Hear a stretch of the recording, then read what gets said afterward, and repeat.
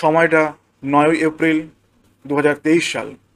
সেই দিনকেই পূর্ণ হয় ভারতবর্ষের টাইগার প্রজেক্টের 50 বছর এবং সেই দিন ভারতের প্রধানমন্ত্রী নরেন্দ্র মোদী কর্ণাটকের মাইসোরে একটি ঘোষণা করেন international big cats অ্যালায়েন্সের।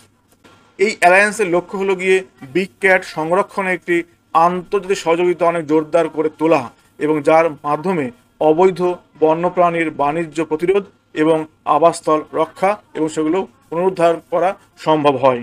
International big cat alliance হলো গিয়ে একটি সারা বিশ্বের উদ্যোগ যার মাধ্যমে বিশ্বের 7টি প্রধান বিগ ক্যাট প্রজাতি, যেগুলো হচ্ছে বাঘ, সিংহ, চিতা, তুষার চিতা, চিতাবাঘ, জাগুয়ার এবং পুমা, এবং এদের আবাসস্থল সংরক্ষণ করার জন্যই এই অ্যালায়েন্সটি গঠন করা হয়েছে।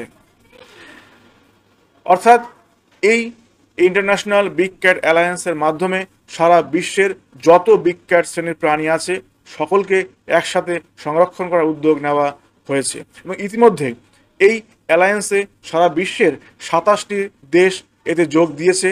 তার মধ্যে ভারত তো অবশ্য আছেই, তার সাথে নিকারাগুয়া, ইসওয়াতিনি, লাইবেরিয়া, সোমালিয়া, এমন বিভিন্ন দেশ, তার সাথে অনেকগুলো ট্রাস্ট এবং 9টি আন্তর্জাতিক সংস্থা এর সঙ্গে যোগ দিয়েছে। ভারত সরকার ইতিমধ্যে 2023-24 সাল থেকে 2027-28 এই সাল পর্যন্ত এককালীন 150 কোটি টাকা বরাদ্দ করেছে এবং এই ইন্টারন্যাশনাল বিগ ক্যাটস অ্যালায়েন্সের সদর দপ্তরটি হচ্ছে আমাদের ভারতবর্ষেই। এই অ্যালায়েন্সের কাঠামোটি আসলে ইন্টারন্যাশনাল সোলার অ্যালায়েন্সের যে আদল তা মেনেই তৈরি করা হয়েছে।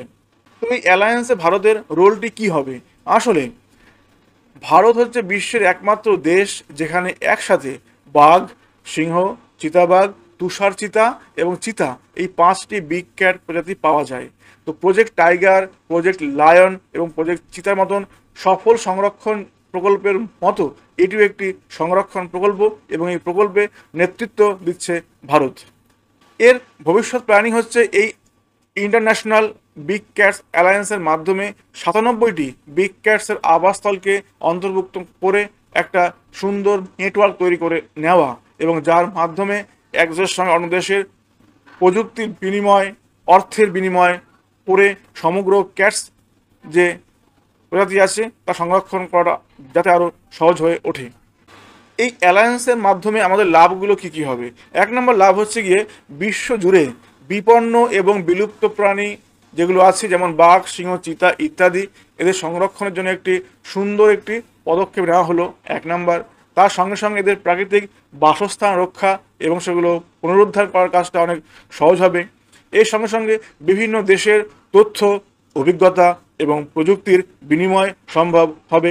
তার সঙ্গে অবৈধ বন্যপ্রাণীর বাণিজ্য, পাচার, শিকার, চোরাচালান এগুলো অফ করা সম্ভব হবে এবং এই সমস্ত প্রাণী সংরক্ষণের মাধ্যমে একটি জঙ্গল পর্যটন এবং ইকো ট্যুরিজম গড়ে উঠবে, যার মাধ্যমে অনেক মানুষের কর্মসংস্থান হবে। সবচেয়ে বড় ব্যাপার হলো এই বিগ ক্যাট সংরক্ষণের মাধ্যমে জীব বৈচিত্র্য সংরক্ষণ করা অনেক সহজ হবে, কেননা বিগ ক্যাটস হচ্ছে পরিবেশের শীর্ষ শিকারী, ওরা থাকে সবার ওপর সর্বোচ্চ স্থানে। এদের রক্ষা করলে পরে বাস্তুতন্ত্রর পুরো সিস্টেমটা, পুরো ভারসাম্যটা বজায় থাকবে। অর্থাৎ এই অ্যালায়েন্সের মাধ্যমে আসলে আমরা এগোচ্ছি একটি সুন্দর ভারসাম্যযুক্ত বাস্তুতন্ত্র রক্ষার দিকেই এবং যার নেতৃত্বে আছে আমাদের ভারত। জয় হিন্দ।